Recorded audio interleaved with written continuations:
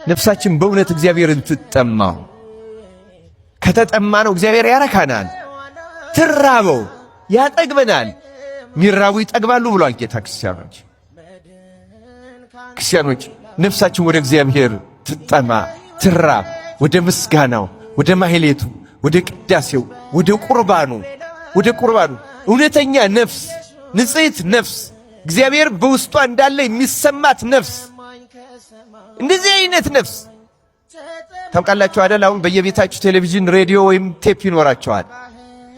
ከፍታችሁት የሆነ ነገር እየሰማችሁ እየተከታተላችሁ እያላችሁ መብራት ሲጠፋ ከዛ ሲመጣ ይታያችኋል? ይታወቃችኋል? አይታወቃችሁ? አሁን የኛ እንደዚህ አይደል? መብራቱ እንደጠፋበቱ ዕቃ ጭልም ብሎ እንደዛ ቴሌቪዥን ጭልም ብሎ አይታወቀንም እና ጉጉት የለንም።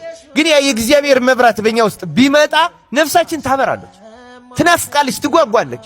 እና ዳዊት በዚያ መንፈስም ስለሆነ ነው የሚጓጓው። ክርስቲያኖች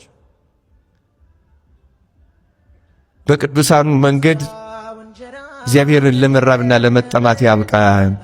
ያን ጊዜ የእግዚአብሔር ቃል ምስጢር በቀላሉ ይረዳናል። ክርስቲያኖች ያን ጊዜ የመናፍቅ ሁኔታ አይረብሸንም።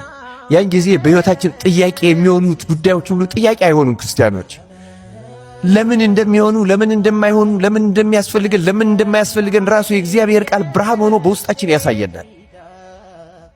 የበለጠ እግዚአብሔርን እየተራብነው እንሄዳለን፣ እየተጠማነው። እግዚአብሔር ደግሞ ያንን የሚያስፈልገን ሁሉ ያደርጋል። እንደ ዳዊት ነፍሳችን አምላካችን እንድትጠማ የዳዊት አምላክ ይርዳን።